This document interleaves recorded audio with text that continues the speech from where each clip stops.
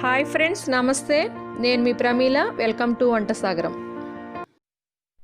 Friends, వంట సాగరంలో ఈరోజు మనము వంకాయల్ని ఎండు చేపలతో కలిపి చాలా టేస్టీగా సింపుల్గా కర్రీని ప్రిపేర్ చేసుకుందాము. మీరు కూడా ఒకసారి ట్రై చేసి నచ్చితే కామెంట్ చేయండి, లైక్ చేయండి, అలాగే మన ఛానల్ని సబ్స్క్రైబ్ చేసుకోవడం మర్చిపోకండి. స్టవ్ మీద ఒక ప్యాన్ పెట్టుకొని ప్యాన్ హీట్ ఎక్కిన తర్వాత 1 టేబుల్ స్పూన్ ఆయిల్ యాడ్ చేసుకోండి.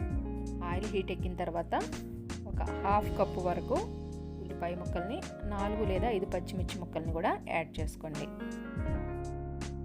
వీటిని కలుపుకుంటూ ఫ్రై చేసుకోండి.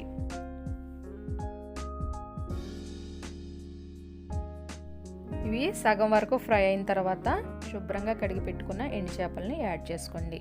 ఈ చేపల మీద పొలుసులు ఉంటే కనుక శుభ్రంగా తీసేసుకొని బాగా వాష్ చేసుకున్న తర్వాత యాడ్ చేసుకోవాలి. నేను ఇక్కడ చిన్న చేపల్ని యాడ్ చేస్తున్నాను.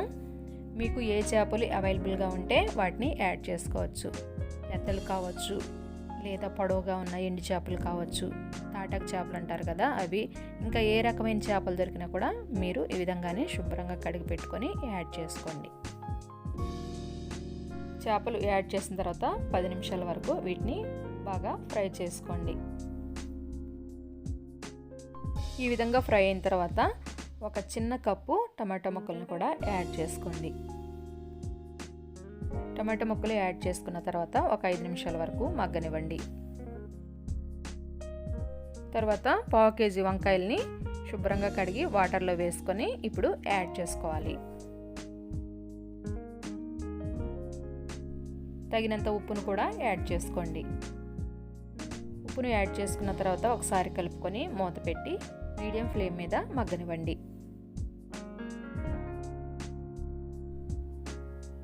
మూత తీసి మధ్య మధ్యలో కలుపుకుంటూ ఉండాలి. ఈ వంకాయ ముక్కలు బాగా మగ్గిన తర్వాత 1/2 టీ స్పూన్ పసుపును యాడ్ చేసుకోండి. అలాగే 1 టీ స్పూన్ కారాన్ని కూడా యాడ్ చేసుకోండి. ఒకసారి మిక్స్ చేసుకోండి.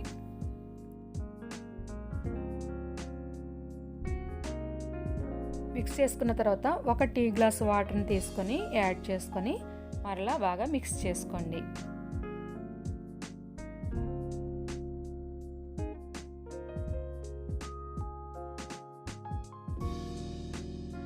ఇప్పుడు మరలా మూత పెట్టుకొని ఒక 10 నిమిషాలు ఉడకనివ్వండి.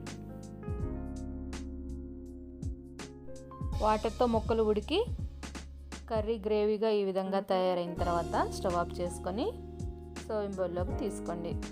ఎంతో రుచికరమైన వంకాయ ఎండు చేప curry ready.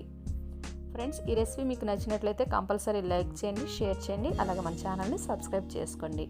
Thanks for watching.